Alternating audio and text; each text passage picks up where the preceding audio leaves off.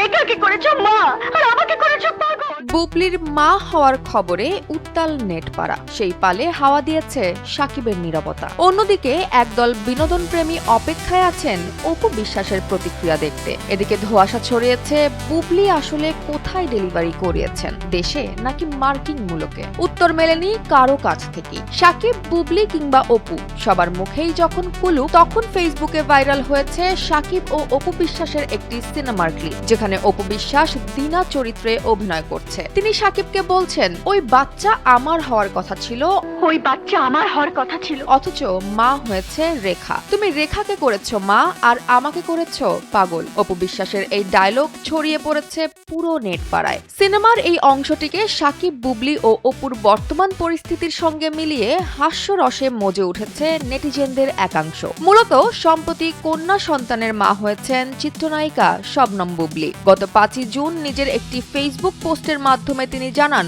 গেল 11 মে তার ঘরে জন্ম নিয়েছে কন্যা সন্তান, যার নাম রাখা হয়েছে শার্লিন খান। তবে এই খবর প্রকাশের পরই নতুন করে আবারও আলোচনায় উঠে এসেছে আরেকটি প্রশ্ন, এই সন্তান কোথায় জন্ম নিয়েছে এবং এতদিন কোথায় ছিলেন বুবলি। এ ব্যাপারে চলচ্চিত্র সংশ্লিষ্ট একাধিক সূত্রের দাবি, প্রথম সন্তানের মতো এবারও যুক্তরাষ্ট্রেই সন্তান জন্ম দেওয়ার পরিকল্পনা ছিল তার। তবে শেষ মুহূর্তে সেই পরিকল্পনা বাস্তবায়ন হয়নি। ঘনিষ্ঠ সূত্র বলছে, যুক্তরাষ্ট্রের ভিসা ও অভিবাসন জটিলতার কারণে এবার আর তার বিদেশ যাত্রা সম্ভব হয়নি। ফলে পুরো মাতৃত্বকালীন সময়ে তিনি ঢাকাতেই অবস্থান করেন এবং সেই সাথে আরও জানা যায়, রাজধানীর বসুন্ধরা আবাসিক এলাকার একটি বেসরকারি হাসপাতালেই জন্ম হয়েছে তার কন্যা সন্তানের। এদিকে সন্তানের খবর প্রকাশের পর সামাজিক যোগাযোগ মাধ্যমে শুভেচ্ছায় ভাসছেন এই অভিনেত্রী। ভক্তদের মতে ব্যক্তিগত এই সময়টুকু তিনি চেয়েছিলেন সম্পূর্ণ আড়ালে শান্তভাবে কাটাতে। বর্তমানে মাতৃত্বকালীন সময় কাটাচ্ছেন শবনম বুবলি।